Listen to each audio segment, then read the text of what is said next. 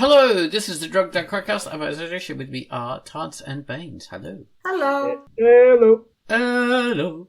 Hello. Tantz and Baines are on the Quackcast. Okay, so we're talking about comedy because it's April and it's the month of comedy for our community thing that Tantz set up, which was great, and the community picked it. And Tantz set it up, and it's fantastic. So that's what we'll be talking about. But first, theme.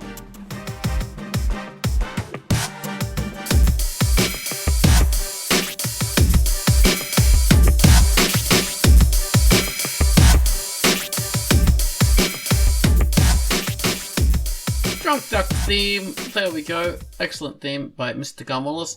So now, yes, this is Quackcast number 789.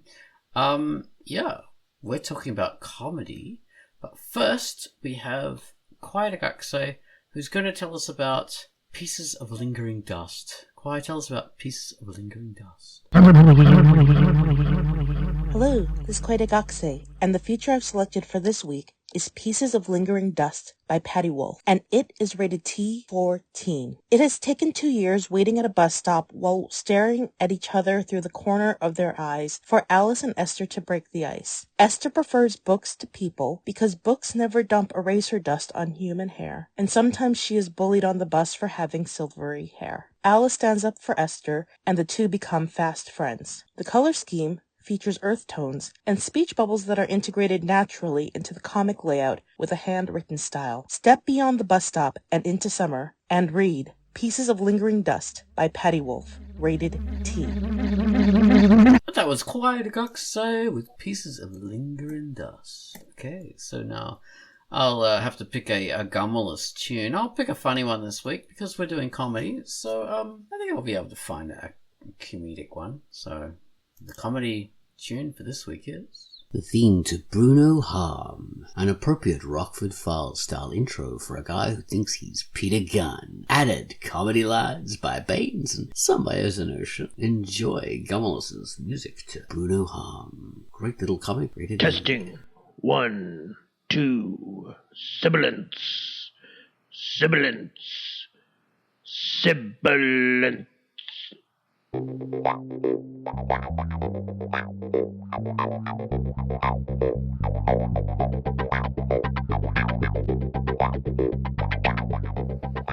So, this is my new theme tune? That's right. I like that. I like that. Nice and relaxed.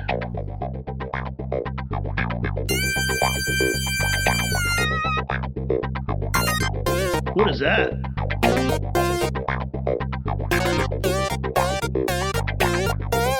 It's a funky old school organ line. Old school? Don't tell me about old school. I'm so old school I used inkwells and slate boards. What are those? Exactly.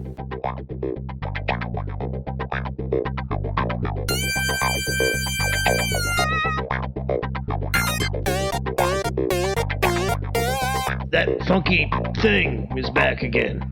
Don't you like it? I do not.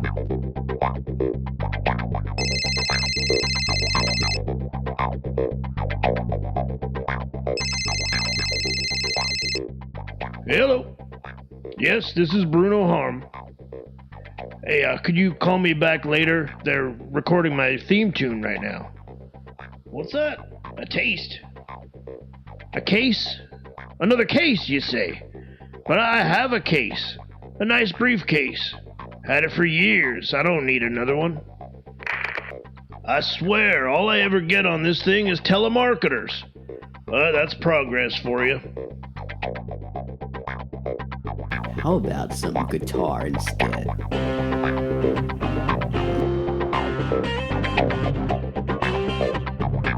It's okay.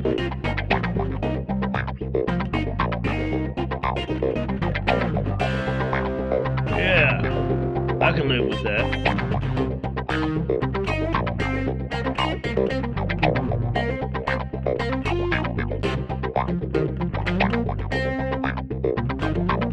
The theme to Bruno Harm.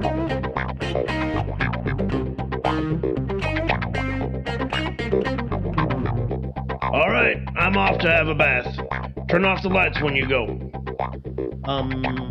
This is our studio. Yeah, you'll figure it out soon enough. Sure, but where is he gonna take a bath? Oh no, the isolation booth. I hope you enjoyed that comedy tune for this week. I did, because that's Now, my... did you put in one with a lot of sound effects and like a slide whistle? Oh, of course, a slide whistle and like boings and hubcaps going wow wow wow wow wow wow wow wow at the very end. Yes. Yeah, So without the hubcap sound, how do you know it's comedy? exactly. That's it. You need a honk honk of a clown nose just randomly popping up everywhere. Yeah, Yeah. that's pure comedy. Oh, absolutely. It's stuff. Send in the clown. Oh dear, which is a very tragic song for some reason. Yeah. The clowns are the most unfunny thing in the whole world. I can't even hear that song referenced and not think of The Simpsons. It's so indelible to me, like Krusty the Clown singing that in an episode. Where are the clowns? Oh god, yes, that's a perfect Simpsons moment, one of the classics. So yeah, this week we're talking about comedy because that's the theme for the month, isn't it, Tantz? It is. All of April was about comedy. And I will plug a Blue Sky account here. If you go and click on the hashtag DD Comedy Month, you will see all of the features where, feature a day for comedy. So there you go. You can be entertained with a hilarious comedy. Not as funny as The Simpsons. Actually, it's even funnier than The Simpsons. Oh dear. Yeah, way funnier. Yeah. Comedy, like my thesis for comedy is the subversion of expectations, and I can't really take credit for that because I'm sure I've heard people say that many times before, probably expert comedians, and I've just copied it because that's the kind of guy I am. I steal other people's ideas, take credit for them. I mean, I don't think we need you to create the definition of comedy. That's asking a lot. Oh, yeah, I don't know. I should write a thesis on this and get a doctorate in because I totally deserve one. Doctor of Comedy. I would definitely read the title of that thesis. And that would entitle you to a doctorate as well, Bates. So. Well, it's pretty good. The gift that keeps on giving. Yeah, I mean, so yeah, that's my kind of it's the thesis that I'm adopting. This Quackcast is the subversion of expectations is a big part of comedy, and that is part of all kinds of comedy, from humiliation to usage of taboos, comedy based on just funny situations, puns, dad jokes, everything. They all kind of work on a kind of subversion of expectations within the logic of the world that you're working within. If you set up a situation with a certain kind of logic, and in the very end of it, you subvert that expectation but stay within the logic of the world, it sort of makes sense, but it can be very funny. And I know I will have to give a concrete example for that now, because that is a rather airy-fairy symbolic representation of what a joke is, and it means nothing. So, okay, the classic example, I've said this before on a Quackcast, the classic Far Side Larson one-panel comic strip, When the Potato Salad Goes Bad. So he set up the logic of the situation, which is a guy looking in his own fridge, and your expectation is to see a bowl of potato salad that is rotten. Instead, what you see is a bowl of potato salad that is has a pistol in its hand, and it's holding up a carton of milk, and the carton of milk has its hands in the air. So it subverts your expectation, but stays within the logic of the world. So the logic of the world is like potato salad and milk and all this in a fridge, but you know, it's what what you expect to see isn't what you see, you know. So it has things being bad, like Oh, okay. Yeah. You understand it now. Yeah. And you can. No, it's a pun. It's a pun, basically, visual pun. Yeah, but you can describe a lot of humor in this way, subversion of expectations. And I think that could even help you be able to more easily create a joke, because all you have to do then is to set up a situation and then subvert it in a funny or unexpected or ridiculous sort of way, but not taking people too far out of what they expect to see. So, you know, like not having a whale drop on someone in the final panel, which that could be funny, or it could just be too random, which was that was a term people were using in the mid 2000s, I think, to describe humor, because there was a lot of humor based on randomness, which was a bit annoying because people didn't really understand the use of it, and we were just thinking like non-sequiturs were really funny, because random humor is basically non-sequitur humor, which can be funny, but if it goes too far out of the situation, then it's not funny anymore. I think American Dad was a thing of like that. Not American Dad, Family Guy. That used a lot of non-sequitur humor. Okay. Like, did you guys ever watch that show? No. A little bit. Yeah, I didn't really like Family Guy very much. American Dad is good. Family Guy is not. But yeah, I didn't watch it. It had an over-reliance on non-sequitur humor. So two characters would be talking or whatever, and then we would cut to a scene of something else, you know, some person talking about something else, or, you know, like characters would make an offhand remark, and then we would cut to a scene where that offhand remark actually had a story of its own, and it was being enacted. And that would be where the comedy is. So it's like, it was that non sequitur. So, yeah, like saying, oh, it's sunny today. Yeah, there seems to be a lot of seagulls flying. And then we'll cut to some scene where these seagulls are having some kind of torrid relationship and going, oh, I don't know about this affair anymore, Betty. I don't know what to do. I can't live with myself anymore. You know, these two seagulls having that kind of situation. So it'd be totally weird and non sequitur. So yeah, there you go.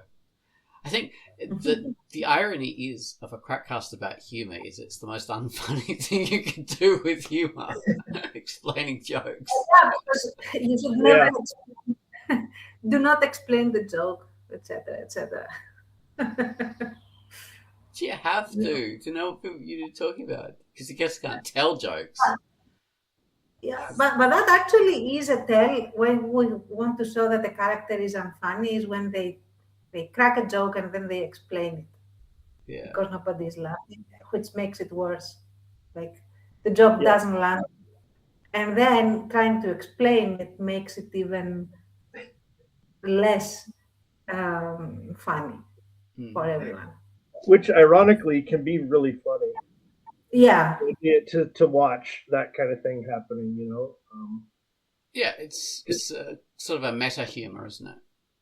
Well, it's a tension, you know, like the tension and the uncomfortable feeling of that can be really funny. The BBC Office got a lot of mileage about, you know, Ricky Gervais being unfunny, painfully unfunny, and really kind of desperate for acknowledgement and for people to laugh. And, you know, there you have a massively successful comedy show. I was thinking of that very thing. It's the comedy of awkwardness and yeah, like you said, tension. Yeah. And oh my lord, Like the release of tension can be. That's why I we've talked about many years ago. I think like in a horror movie or in a tense thriller, the comedy can be super effective, like even more effective than it deserves to be. Like a fairly mediocre comedic moment can really get a huge laugh because of the tension that's being released. it can, or unintentional comedy within a horror movie that's not so well done can be incredibly Yeah, that's not funny. good. You Because don't it's want that. meant to be so serious. But Yeah. that's not Oh uncommon. yeah, No. I remember this one movie that's supposed to be like super horror, scare you, witless and stuff, and it somehow it lands so funny. Like it clearly does not intend to be funny, but it becomes very funny. And I'm talking about House of Wax, if you have seen that, and House of Wax. and it's yeah, Ah, and it is about this killer that tries to kill his victims by encasing them in, like making them into wax figurines, and I don't know, it's so ridiculous that it's funny. You don't buy into the horror. It's more like a cartoon and becomes very funny because everyone is overreacting in the horror, and because you are not in that headspace, to you it is funny. At least, so yeah. Comes is that ridiculous. the more modern one with Paris Hilton that you saw, Uh, or is it the old one? With Vincent Price. Probably I should the more modern one. I 2000s was, sometime. yeah, around there. Yeah. And Yeah, I think it was Vincent. Yeah, it was Vincent Price, right? I've never seen the one from the 50s or whatever, but I've seen the Yeah, Paris Hilton one. I think so, but I don't remember who was in it. I just remember that I actually laughed. Laughing at Uh, it. yeah, it was during this period where I was forced to watch horror movies. Like I didn't want to watch them, but I was forced, and it was a pleasant surprise that it wasn't funny. It was funny. It wasn't the horror; it was funny. Yeah. yeah, I found Hereditary the same way. It's just so silly. Yeah. Like they telegraphed everything too much in Hereditary, and it was just like it was meant to be horror, but they were using these kind of tropes in a very comedic way, unintentionally. Like having like backgrounds, people doing things in the background, or just like running around in the background, and like so many just classic ways that you would set up jokes, but it was meant to be horror, so it just seemed very funny and silly. So yeah, that's a good comedy film for me. Yeah, there's a few more like that, horror films that are comedic, but yeah, it's Scary Movie goes the other way. That is quite funny, but it also does the horror too well, so it's gonna be quite gross and horrific. Because the Wayans brothers, I think they're probably too good at doing horror, and they probably really want to do a proper horror film, but they were doing a comedy film. Yeah, it's tricky. I don't know. Maybe you find that maybe stupid. Yeah. But it's obviously subjective, as the saying goes, and we all know that. Yeah. Like what we all find different things funny, and exactly. Yeah. Oh, The Nun. That's so you're talking that's about quite funny. What was that? Sorry. The Nun is quite a funny film. Oh, I've Was seen it one of those. The Nun 2? I can't remember. Yeah, I think Yeah, it's The I Nun haven't 2. seen it. That was funny. I haven't seen it, so It's very it's one of these films. It's like a 2000s film, but you watch it and it's very 1980s because it's like really over the top and silly, and that makes it pretty funny because like there's no logic to that world. You know, it's a typical ghost logic or horror logic that's, you know, the ghost is going to catch you whatever you do sort of thing, and you wake up in a grave. You know, why would you wake up in a grave? It's a silly situation, but of course you do in a horror film, and that can come off, you know, pretty funny because it makes no sense. So anyway, sorry, Bane. No, it's okay. I talked over you, so I should apologize. But I won't. Bastard. Yeah, I know. I was just gonna say, like, the unintentional comedy thing and stuff like that. Definitely a big thing in the early 2000s, and always, I'm sure. But what do you guys think about? I know you don't watch like a lot of Marvel movies and stuff like that, and stuff that came kind of 2010s ish and forward. But what do you think of a lot of movies have taken and shows have taken that? Oh, we're in on the joke. Like everything, it's like they mock themselves inside their own stuff. That was a huge trend. Yeah, I watched a lot of Marvel movies. Oh, okay. Yeah. I think some of them did that. Some of them didn't. But I'd say Ant-Man films, I think they all did that. And the Deadpool ones, they're doing that. Yeah. Yeah, and one of the Thor movies, the Taika Waititi Thor movies, I haven't seen them both. But... Oh, you mean like Love and Thunder and the other one? Yeah, Ragnarok I've seen. Love and Thunder I actually haven't seen. It's got screaming goats in it. I know that. I tried to watch the start of it, but it was just a bit crap, so I stopped. Yeah, so I've heard, yeah. I liked the first one, yeah. That's good. Yeah, I'm trying to think of examples. I know there are lots of examples, but the idea of a movie mocking itself and poking, like subverting itself in a way. People talk about The Last Jedi, but I know like a lot of other movies have subverted itself. And to me, it's like it's an attempt to say, "Oh, we're in on the joke," and avoid the unintentional comedy label. That is a savage critique. It's unintentionally funny, so it's trying to kind of mock itself. Does this ring a bell with you guys? I'm having trouble thinking of examples, but you saw a lot of it at a given time. It does ring a bell. I can't think of a specific example. And sometimes it works. Usually it doesn't, at least for me. Because if it's funny and absurd, it's still funny and absurd. If that makes sense. I mean, I know what you mean. There's a lot of like action films that always did that, you know. So think of like all the Arnold Schwarzenegger films and things, you know, they're very serious action films, but then there's ridiculous like one-liners the character says, which subvert it and sort of make it a bit more humorous. Like think of Raw Deal, which is this thing about, you know, this undercover police officer getting revenge on the mob for killing his partner.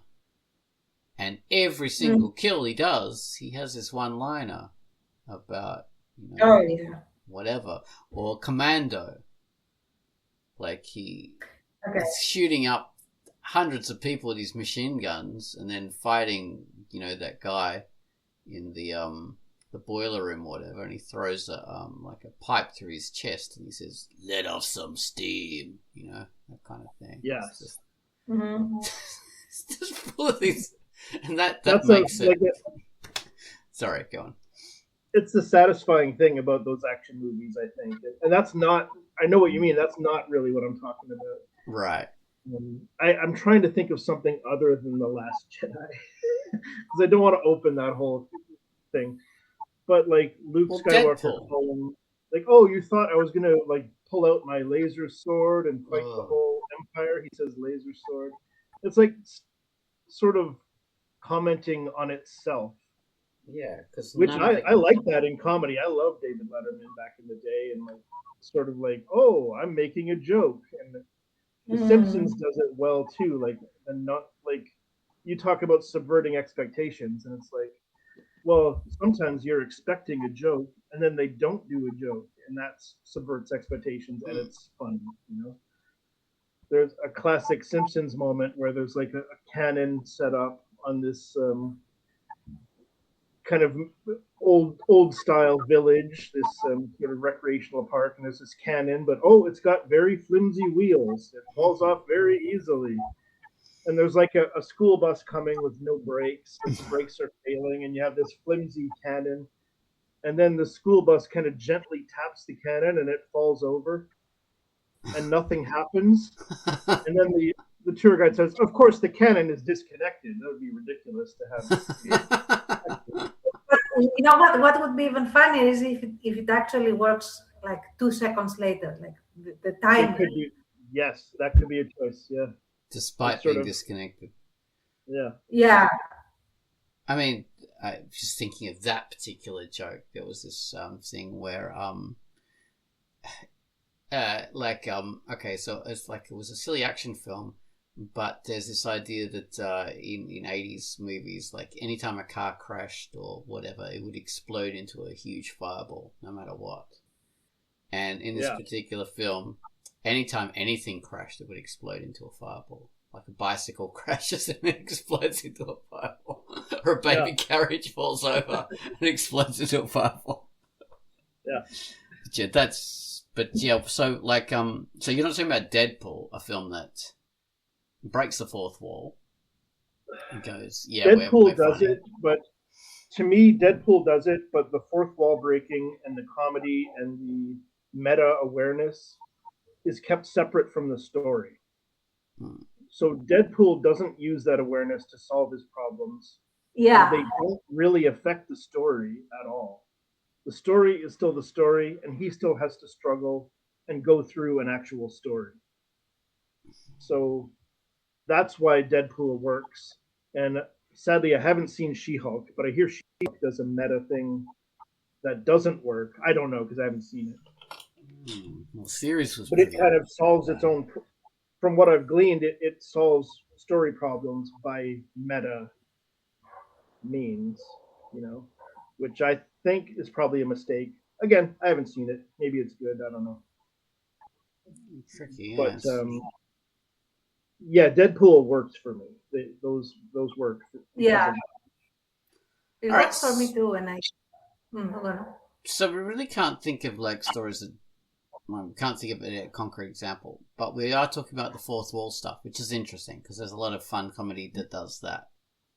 Ferris Bueller fantastically did this. Right. You didn't expect it, and the character's talking directly to you, addressing the situation, and it really worked. That was quite, quite an interesting way of doing it, you know? There are other... Cuffs. Yes, that was that film with Kristen Slater. Oh, I remember that. Wow. Who remembers that film? I remember it, though. Because I just saw it the other day. Oh, really? Saw it again, yeah. I saw that in the theater. Oh, really? Oh, my God. Nobody knows what the hell Cuffs is. I'm sure of it. Mila Jovovich, whatever her name is. Jovovich. Christian Slater is the main character. Yeah, and Mila Jovovich is his girlfriend. I didn't even remember that. It's been so long. Very young. Her as like a not a star in a film, which is weird. But yeah, so he's breaking the fourth wall the whole way through, like Ferris Bueller. He's talking directly to the people.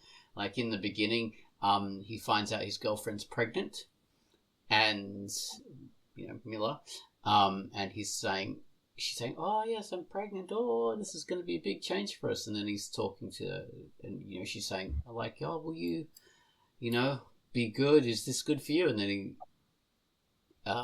he when he gets a moment alone, he talks directly to the camera. He says, "Yeah, I don't think I can handle this, so I'm just going to leave her now." You think, "Oh my God, what an asshole!" So that is sort of part of the story. I don't know. Maybe, yeah. I don't remember it well enough to. Yeah, to. Yeah, me neither. Yeah. Yeah, that's an interesting thing. But yeah, fourth wall breaking stuff was very common back in the day. I think Ferris Bueller sort of started that as a. I mean, obviously they didn't start it, but they kind of kicked off a fad of it in film and TV. I remember there was a TV series that was sort of based on that idea. Something like someone Bean can't lose or something. And I can't remember what it was, but yeah, they were doing that kind of fourth wall kind of stuff constantly, and yeah, it was quite funny. Fourth wall breaking stuff is interesting. So what does it mean? It means like the fourth wall, the three walls are around your character, or whatever. Like the side walls and the back wall. The fourth wall is the front where the audience are, and they're talking directly to you. Hence, breaking the fourth wall. So that's where that comes from. Yeah, it's an imaginary fourth wall on a stage or on a sitcom set, like in the living room. You know, you have the couch and the TV and an imaginary fourth wall. Separates the audience from the what they're viewing. Yeah, and you don't acknowledge it. Like the characters don't acknowledge it. So then when you do acknowledge it, yeah, breaking the fourth. And they're speaking directly to you. Yeah. Mm-hmm. Which, I mean, I appreciate that kind of humour as long as it's not overdone and it doesn't take over. It can be good, yeah. I mean, Annie Hall has some of it. The movie Annie Hall and the movie High Fidelity, much later, did that as a framing. And a lot of other movies did it. Ferris Bueller might have been the first big movie to use it as a recurring kind of gives shape to the movie, right? Like he does it a lot. Because he's a character that knows better than everybody else. Yeah, you get to see his thoughts too. And Parker of course, Lewis. Documentary. What's that? Go ahead. Oh, Parker Lewis Can't Lose was the TV series. Sorry. Oh, okay. No, I've never seen that. Oh, sorry. And then mockumentary, like The Office, came later. And, well, course, that okay. whole idea, that's not quite the same thing, I know, because the characters are still in character talking to a camera. But, yeah. That was so weird. Okay, so in the original Office, the BBC Office, with Ricky Gervais and Steve Merchant writing, all that kind of stuff. So the idea there was that was based on a whole bunch of these like docuseries in the late 90s that the BBC and ITV were showing that followed people within workplaces. And they always did that. And they were embarrassing and cringe and all this kind of stuff. But it was interesting. And The Office was basically just doing a straight version of that.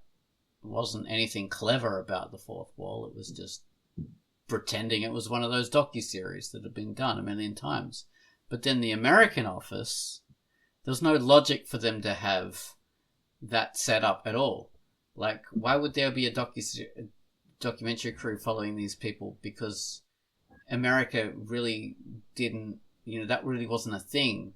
Those workplace docuseries weren't as big a thing in the States.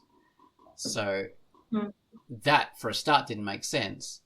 And then it just kept going and going and going. Then they've always got these cameras on them. But it's really, like, as you're watching it, it's a traditional sitcom setup. They're not like documentary cameras watching these people. Sometimes they seem to be documentary cameras, but most of the time it's not. So it's that weird kind of feeling.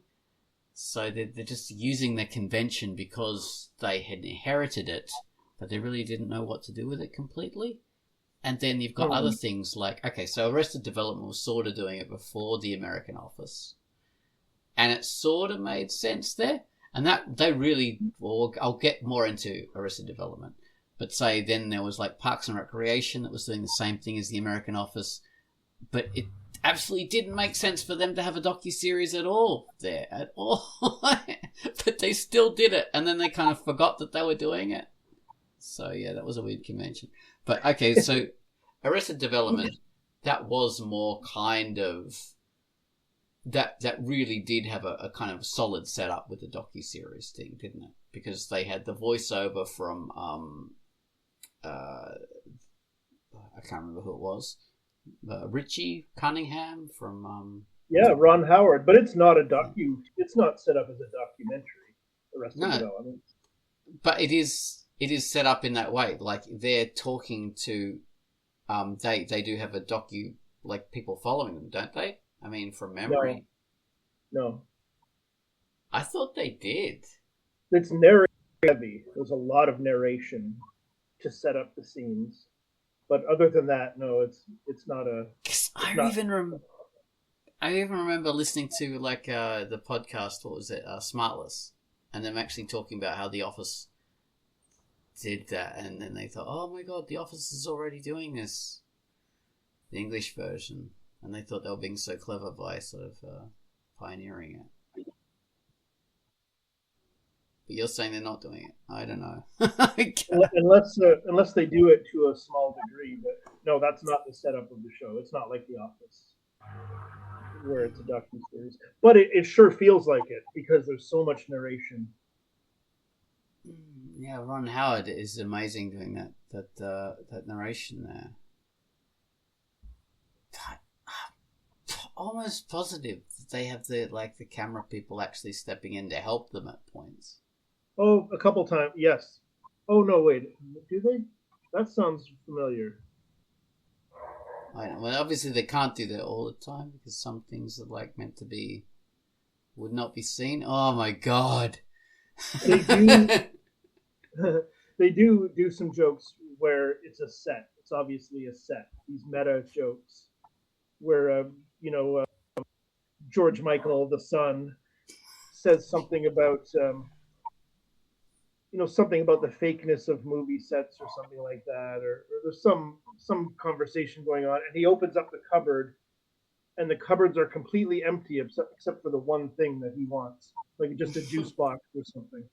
So he opens the cupboard, and there's only one juice box in there, and he takes it and drinks it, just as a meta sort of joke, like, oh, this is a show we're watching.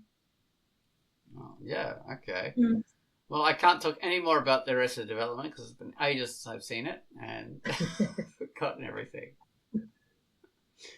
Okay, so we did talk about taboos a while ago, and in the comments of our taboo thing, everybody got a bit carried away, and they were saying like all comedy is based on taboos, and it's not. Only some comedy is.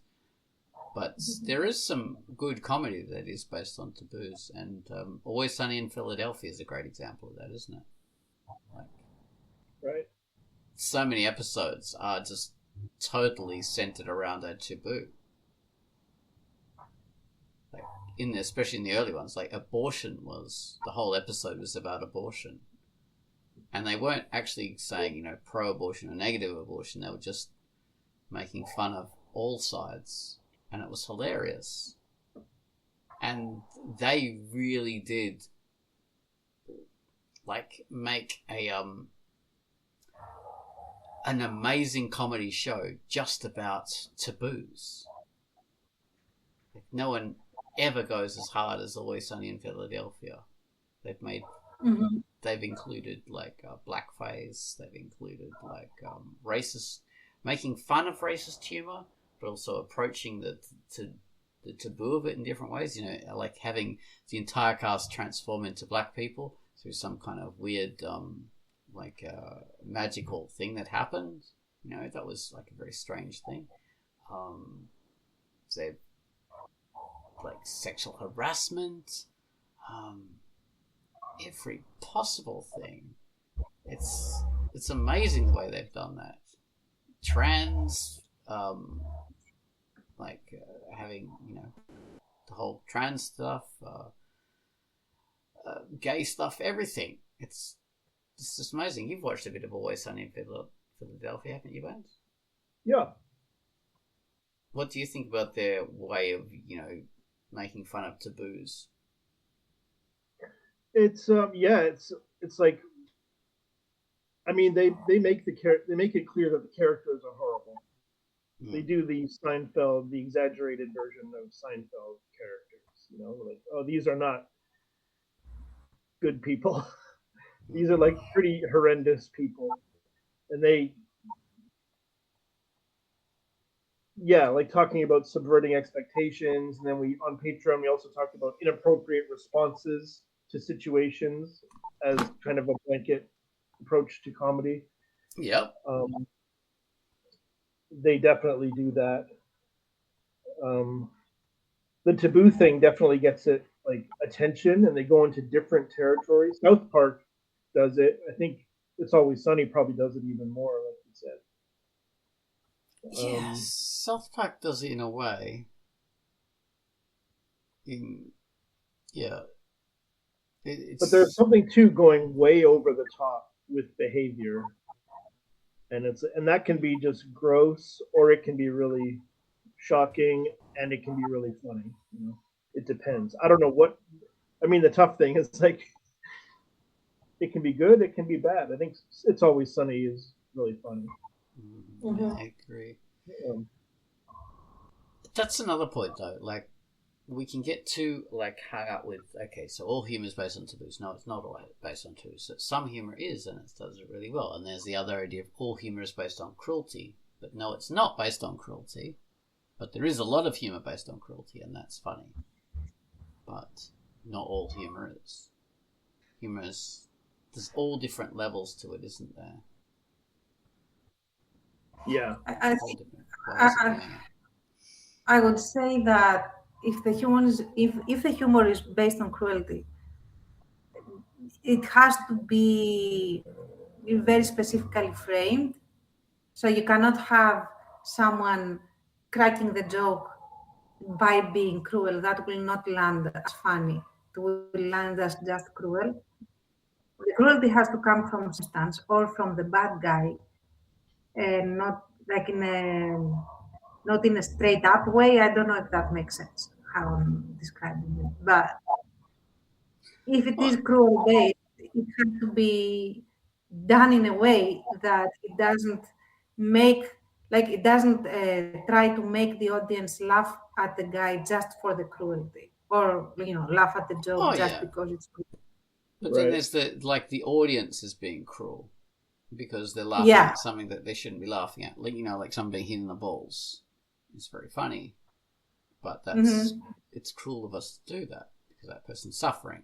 But that person's suffering is funny because we feel, the schadenfreude of that situation.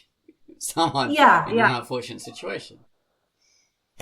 Or, someone falling over can be very funny. But that's not necessarily cruel, though, if they're falling over, because as long as they don't hurt themselves, I suppose you could define it as being cruel because you're expecting them to be embarrassed or humiliated, which is a cruel thing to do. As an observer to feel that someone else is being humiliated and find pleasure in that. That's cruel. But that's not always the situation, is it? Because when someone falls over and it's quite funny, they might not be humiliated. They might just be laughing along. This might be funny to them. And you find it funny as well because it's like a funny accident. So that's interesting. That's why I don't like that definition. Okay, sorry, Vance, go. No, I'm so sorry. I jumping on. Jump away. I was just jumping. I'm sorry. You are. How about this as a definition? Comedy is telling the truth about what it's like to be human. Okay, that's way more meta. This is way more maybe academic or way more something. Comedy is the art of telling the truth about what it's like to be human. This is from a book on comedy I started reading, but then I've forgotten most of it, so I'm looking back to remember what it said. I think that's probably part of the whole thing about shared expectations or shared experiences. So if you can connect with other people by doing something that's very relatable, you can make it very funny quite easily. Mm. And that also ties into taboos, though. Like if sort of things, if there are and subverting expectations, if there are sort of expectations about how humans are supposed to be, how we're supposed to behave, what we wish we were, or what we say we are, comedy breaks that, right? Comedy is the truth. Comedy is telling the truth.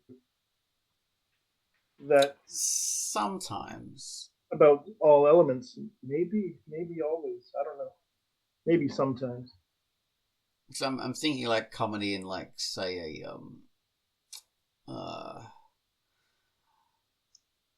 like okay, so someone making fun of a very complex situation. They're going, oh, what's the thing about black holes? They're really, they're great big and they crush everything. But why do they have to be black? Why is that? Why have to be black? That's a ridiculous situation. What? That kind of thing, like someone making fun of a complex situation they don't understand, and using that, like that common, something that like appeals to our very lowest common understanding of something. Yeah, it's also like putting a societal thing, like a racial sensitivity, on a natural phenomenon, black hole. Yeah, so it's a commentary on how we are as a society. Like, well, why does it have to be? So that is pretty good. It's pretty sophisticated, actually. Well, yeah. That's not what I meant, though. But you're taking it in a much better way. I was really, I just fell into that, being a dumbass.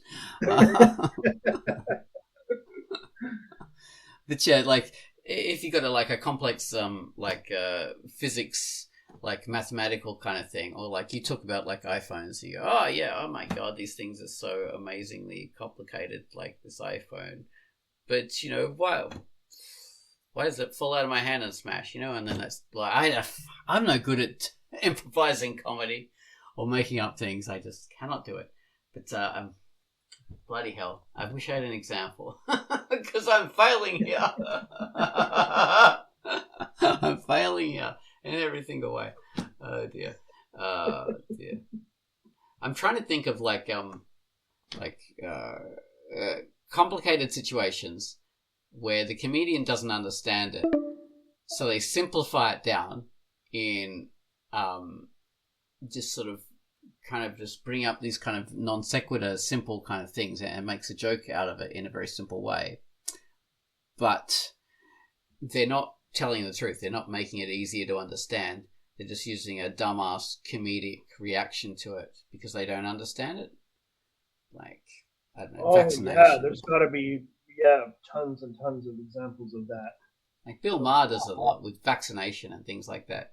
He pretends he's really smart. Like, I'm the smartest guy in the room, but really he's just giving these dumbass, simplistic explanations for things. And it's just showing how stupid he is. But his audience is convinced that he's really smart because he seems to be simplifying these complicated situations. I don't know. Yeah. No, I don't know. I'm not smart enough to comment on that, but I think I know what you're getting at, and I think I agree. Yeah. I mean, at least I definitely agree that I don't like Bill Maher. Such a dick, that guy. Oh, even before he turned into this right-wing libertarian nut job, he was a dick. He's always been a dick. All right, yeah, that's the Quackcast. Quackcast number 789. Bill Maher is a dick. You got like 15 minutes left. Oh, I see what you're doing. I know. That was my joke. That's where we end up. That's the conclusion of our thesis. Bill Maher is a dick. Well, non-sequitur humor, there you go. That's been a big thing for us. I think Douglas Adams was really a good promoter of that non-sequitur humor, wasn't he? Yeah, I've only read a little bit of him, but yeah, probably, right? Like 42. being like the meaning of the life, the universe, and everything. Total non-sequitur. It never made any sense within the book or the books. Oh my god! But yeah, he was doing that. Like I think in the very like Hitchhiker's Guide to the Galaxy, the first book, we have this big spaceship gonna land on this weird big planet, and there's 2 nuclear missiles fired at it, and one of them presses the button to the infinite probability drive, and then one of the missiles gets turned into a potted plant full of petunias, and the other one gets sent into a whale. You know, that's a typical non-sequitur humor. Yeah. Very silly. Oh my god, what other kind of humor can we just throw at the wall here? Oh dear. There's this idea that different cultures have different kinds of humor. That's something we haven't touched on. Like, I don't. I am so uneducated on that. I wouldn't know what to say about it, but yeah, for sure. Well, you know, like American comedy used to be like very full of heart and dramatic kind of stuff. It always had to be about, you know, oh yeah, but this is funny, but you know, there's a lesson in this for all of us. Especially in the 80s, that really pissed me off with shows like Family Ties and MASH and a few others. You know, every single American comedy was like that. Whereas British comedy was more like, you know, making fun of tropes of characters. Characters did not learn, they did not, you know, advance. They were just funny because of this particular character type is funny. Like a nerd or... you know, like a sexist person or whatever. There's this idea that Germans don't have any comedy, and I'm not sure about that. I imagine they do have comedy. It's just probably not something that we're not as used to. Right. I've seen some Polish comedy, and it seems to center around mostly like violence, like assaulting people, like a slapstick, but you know, like people being hit. And Russian comedy seems to have a bit of that in it too. So, you know, different cultures have that kind of comedy. I'm not sure about Greek comedy. Like, Greek comedy is mostly satire and political. That's when it shines a lot. There is a lot of black humor, political humor, that sort of thing. There is some slapstick. I mean, there was this one actor that made the whole career and he's very loved from slapstick, but it was wrapped in politics again. So yeah, Greek comedy is super political. okay. Yeah, I mean, I did a disservice to British comedy because there's a lot of political comedy in British comedy too. And dirty comedy too. That's a big thing. A lot of cultures have dirty comedy. Like they're making fun of well, they're not making fun of it so much as like there's boobs and butts and all that kind of thing, or someone in lingerie, you know, like Benny Hill. Right. That's part of the joke. Yeah. So Greek comedy does not have dirty humor then, Tantz. Oh, it does. It does. But it, I mean, aside the lowbrow type of humor that is, it does exist for sure. But again, it will be sex plus politics, like 2 politicians in bed. And that is basically because they are very corrupt, but they are also in bed, and then you get to make some gay jokes and stuff like that, especially if they are right-wingers and they cannot take any attack to their masculinity, then there you will have a lot of homoerotic jokes made about them just because you, like the populace knows they hate that specifically. So it goes that way. So yeah. Okay. So that's satisfying to see. Yeah. Powerful people taken down. I didn't see much when I was in Turkey. I didn't see much Turkish humor on the TV, I think, but they had this popular underground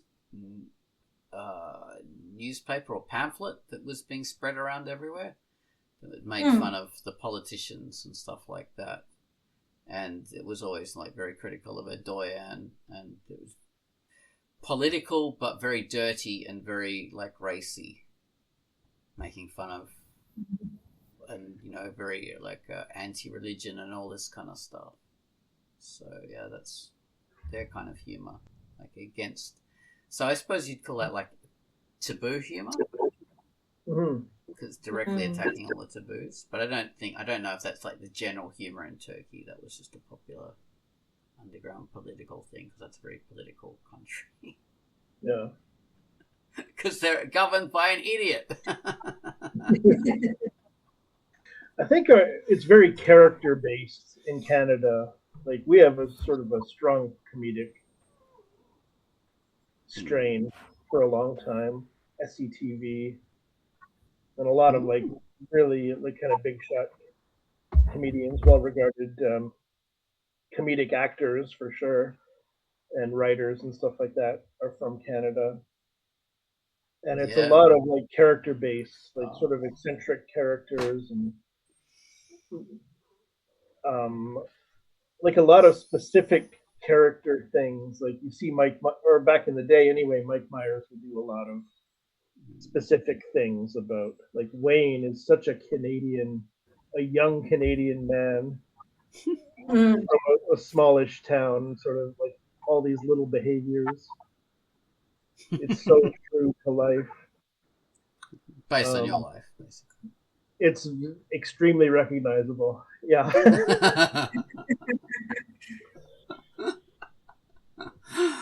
Well, we also have Trailer Park Boys was a big. I'm sorry, Oz. No. I just mentioned Martin Short, but yeah, Trailer Park Boys. Short, amazing. Trailer Park Boys is big. Corner Gas was a sitcom. I love that show. Saskatchewan, small town gas station and cafe.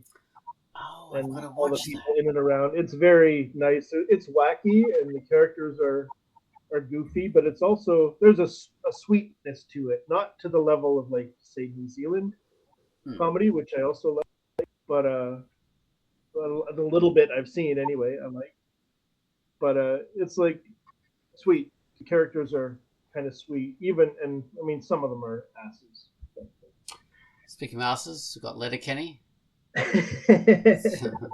Yes, I've only seen the first episode still. Yeah. Well, you're in for a treat if you keep on going with that one. I'll try. Squirrely Bones. That's very funny. And Jonesy or something. I can't remember. That was the other version of the same sort of comedy idea. It's not Jonesy. It's something like that. Anyway, yes. Character based. I can't think of what would really characterize Australian comedy. Like we're making fun of our less cultured kind of aspects, and that seems to be where our humor is based on. Like we're making fun of our own culture in various ways.